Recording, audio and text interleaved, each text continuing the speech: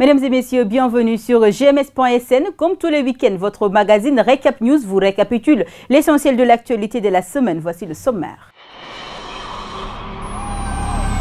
Bienvenue à tous. Déception totale chez certains commerçants victimes de l'incendie du marché Tilène. La visite ce lundi du Premier ministre accompagné d'une forte délégation n'aura finalement que frustré les commerçants qui attendaient de Mohamed Boun Abdallah Dionne des mesures concrètes d'accompagnement pour la reprise rapide de leurs activités.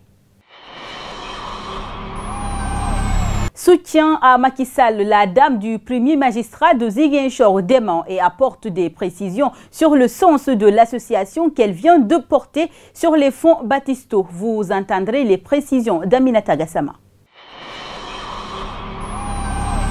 Tabaski, fête du mouton, oui, mais Tabaski, moment de pire forme de travail pour les âmes innocentes au Forail d'Aloire. C'est des centaines d'enfants qui développent des activités souvent trop risquées pour leur sécurité. C'était le sommaire, le développement, c'est tout de suite.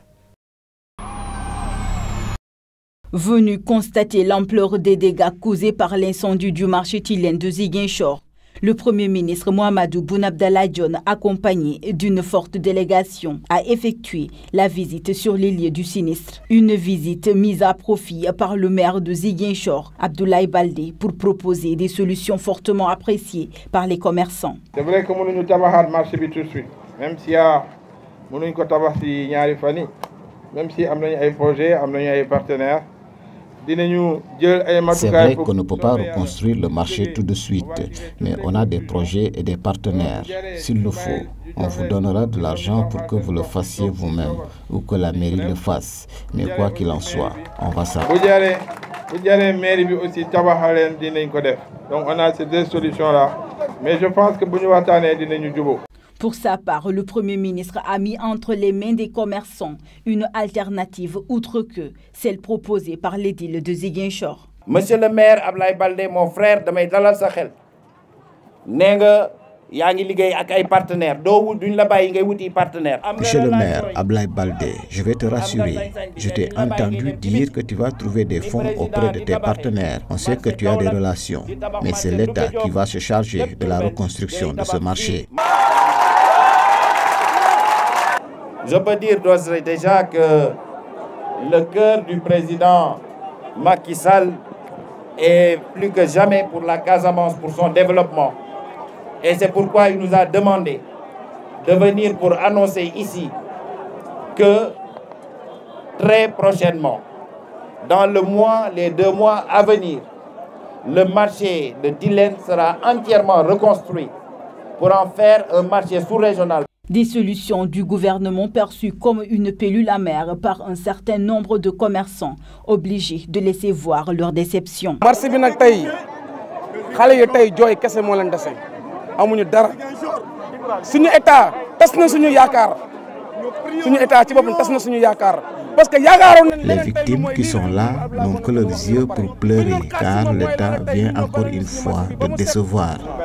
Mu yëgati ñu kenn ku nekk mu ne fi nga nekkoon nang fa taxaw bu mën a ñu ndàmpaay mu jox ñu ndàmpaay ku mën a defar mu defaral boppam ku mën a defar ñu jàppale ko mu defar ko parce que ñun loolu dong la ñuy xaar ci ñoom. Rappelez que l'incendie s'est déclaré dans la nuit du vendredi à samedi au marché Tilène de Ziguinchor avec comme bilan 360 cantines consumées pour une valeur de 1 milliard de francs. C'est dire qu'une visite du Premier ministre sans indemnisation a laissé beaucoup de questions en suspense. La mortalité maternelle et infantile a atteint des proportions inquiétantes au Sénégal. C'est dans ce contexte que le gouvernement canadien et Plan International ont décidé de s'associer à l'État du Sénégal pour combattre ce fléau dans cette région du pays. Après 6 mois d'exécution de ce projet dans le district sanitaire de Bignona, les acteurs font le point. Donc c'est une journée de restitution, de revue, pour qu'ensemble nous puissions voir les résultats et pouvoir avoir de nouvelles solutions pour aller de l'avant par rapport à ce programme. Le projet Show, déroulé suivant un format communautaire, a permis d'obtenir des résultats satisfaisants. L'engagement des hommes sur la santé maternelle, néonatale et infantile qui constitue un grand fléau, qui constitue la première, aujourd'hui une lutte par rapport à ce projet. Par rapport à la santé maternelle, néonatale et infantile. Parce que nous avions remarqué que tout ce qui est santé maternelle et c'est-à-dire la maternité, c'est laissé à l'appréciation des femmes. Aujourd'hui, nous avons pu mettre en place ce qu'on appelle l'école des maris modèles au niveau de la zone de Souda, qui aujourd'hui sensibilisent leurs pères dans le cadre de l'accompagnement de leur famille. L'autre acquis, c'est le travail que nous avions fait avec les clubs EVF au niveau du département. Ce que nous recherchons dans ça, est qu'aujourd'hui, que ces clubs EVF puissent partager leur expérience avec les autres clubs EVF, surtout dans la gestion des grossesses précoces en milieu scolaire. Nous avions aussi développé au niveau des villages, où nous avons beaucoup de satisfaction avec les associations villageoises de crédit et d'épargne qu'on appelle les AVEC. Cependant, il y a encore du chemin à faire pour atteindre les objectifs et les acteurs en sont conscients et savent déjà où mettre le pied. Nous mettrons le focus sur la supervision, nous mettrons le focus sur la gestion des OCB et sur la gestion de ces différentes stratégies comme les AVEC, les écoles des maris. L'autre perspective, c'est de faire appel aux autorités locales pour qu'ils puissent accompagner ces braves femmes ou bien ces associations villageoises d'épargne et de crédit. Rappelez que l'objectif visé est de lutter contre la mortalité maternelle et infantile et plusieurs portes d'entrée ont été choisies dans une démarche participative et inclusive.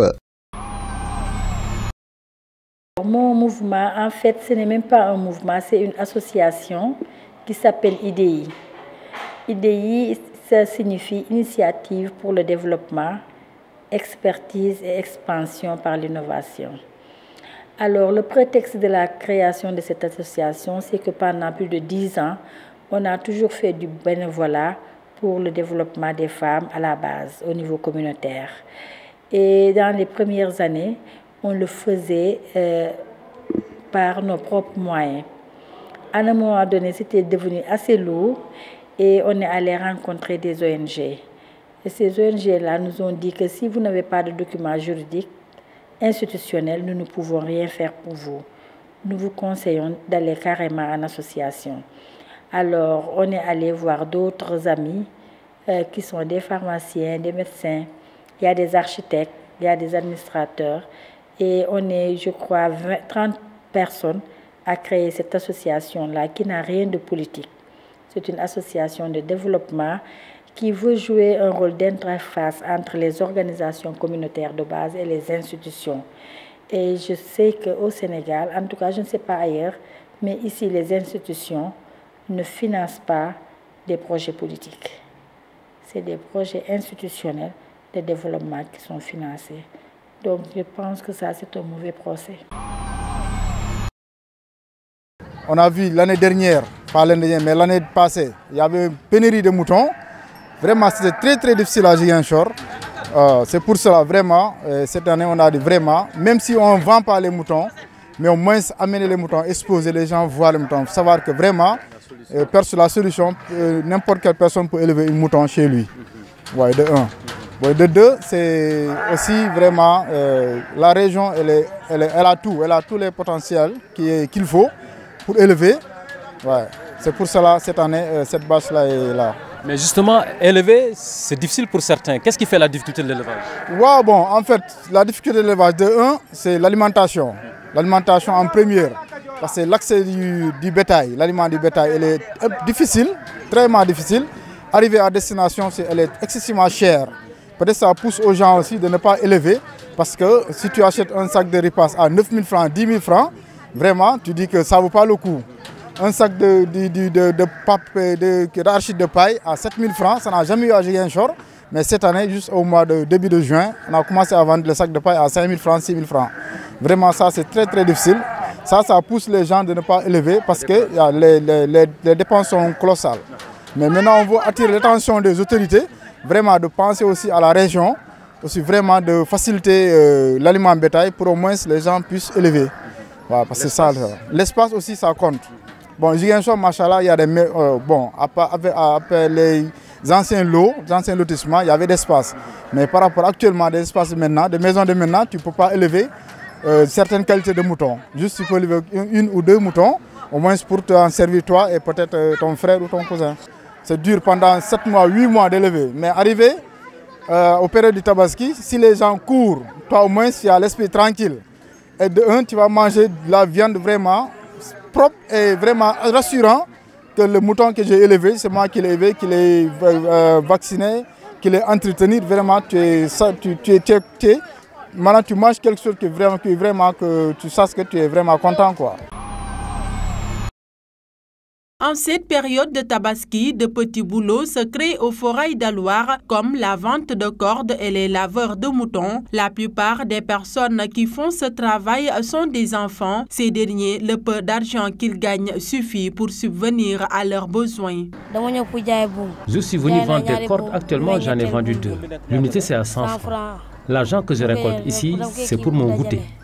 Ce que nous faisons, c'est trop risqué. Donc, je demande à mes camarades de faire très attention.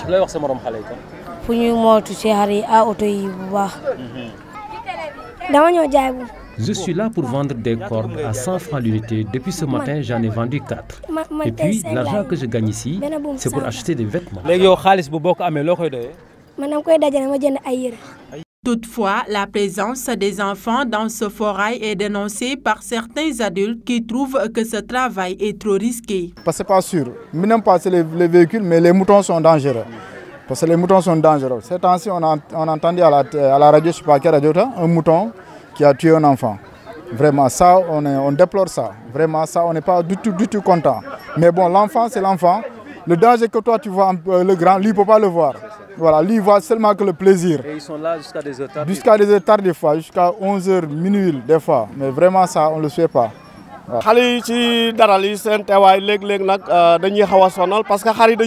La présence des enfants dans ce forail est trop risquée parce que les moutons peuvent leur faire du mal. Ils sont là des fois pour vendre des cordes, mais aussi pour aider les clients.